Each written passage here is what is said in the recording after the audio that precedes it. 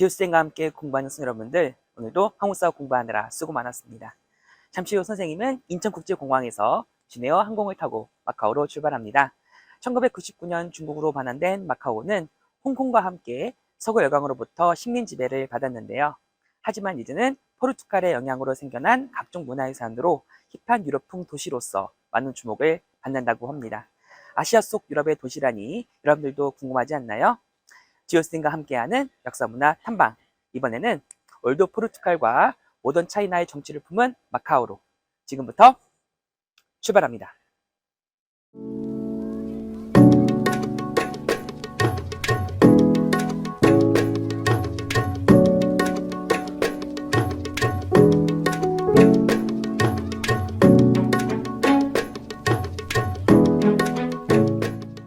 네이호!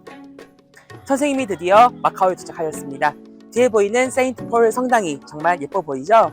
서울의 관악구, 송파구 크기에 해당하는 마카오는 작은 도시이지만 도시 곳곳에는 여전히 포르투갈의 문화유산이 남아있어 마카오 반도 전체가 문화유산 도시라 해도 과언이 아닙니다. 그야말로 유럽풍 도시 하나가 그대로 남아있는 셈인데요. 지금부터 선생님과 함께 마카오 구석구석을 살펴볼까요? 마카오라는 말은 선생님이 도착한 아마사원에서 비롯되었다고 알려져 있습니다.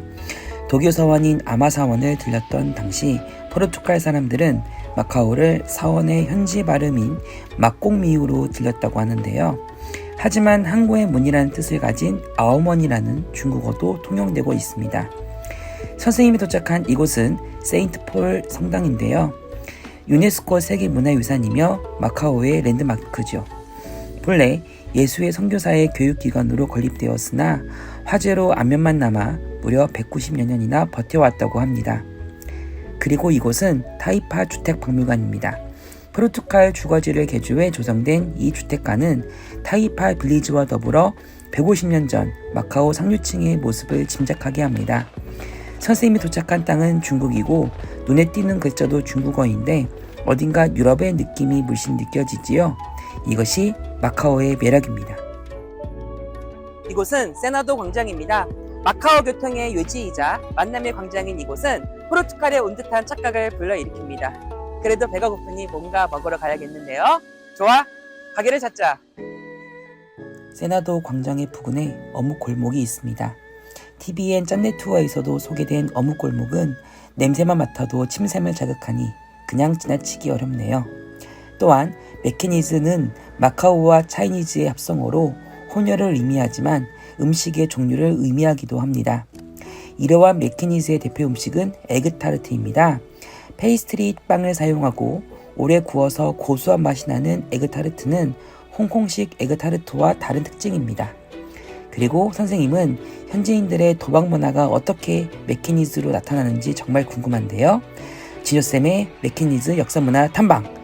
선생님이 용기 내어 카지노로 들어가 보겠습니다. 아잇!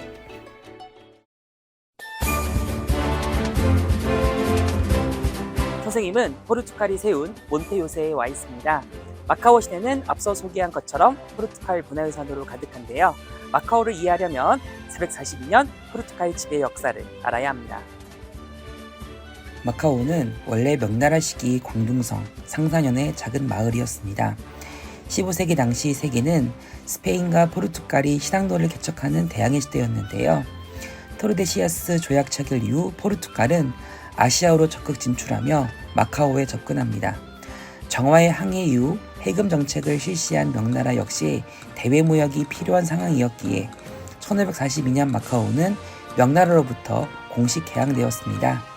이후 포르투갈 측에서 거액의 세금을 납부하자 1572년 마카오의 포르투갈인 체류를 공식 허용하게 되는데요. 이때 노예무역이나 노동력 증발을 하지 않아 마카오 주민들을 존중해 주었다고 합니다. 이후 네덜란드령 동인도 회사가 마카오 점령을 시도하였으나 몬테요세에서 포르투갈의 저항을 받고 물러나게 되었는데요. 하지만 포르투갈의 노예무역 및 가톨릭 선교를 문제 삼는 일본이 포르투갈 대신 네덜란드를 선택하고 무역 거점인 말라카도 함락되면서 유럽과 일본을 잇던 마카오의 위상은 추락합니다. 게다가 청나라도 광저우를 개항하며 공행무역을 실시하자 마카오 무역은 쇠퇴하게 됩니다. 19세기 두 차례의 아편 전쟁 이후 마카오는 전환점을 맞이합니다. 포르투갈은 서구 열강의 이권 침탈로 어수선해진 청나라의 빈틈을 파고들어 타이파와 콜로안을 점령하고 1887년 베이징 조약을 체결해 마카오를 정식으로 포르투갈의 영토로 삼았는데요. 하지만 영국령 홍콩에 비해 발전이 더뎠고 도박과 매춘으로 생계를 잇는 퇴락한 대시로 전락합니다. 이후 포르투갈 본국의 사회주의 정부 수립으로 인해 홍콩과 달리 친중국 노선이 전개되는데요. 마카오를 중국에 반환하는 합의가 거론되기 시작해 1999년 12월 20일 일국 양제 체제를 인정한 상태로 지금의 중국으로 최종 반환되었습니다. 중국의 반환 이후 치안이 안정되고 2006년 1인 GDP도 홍콩을 추월하게 되며 2014년 1인당 소득도 세계 4위에 도달하게 됩니다. 최근 홍콩 사태로 발전이 주춤해지는 홍콩과 비교한다면 앞으로도 마카오의 전망은 밝다고 하겠습니다.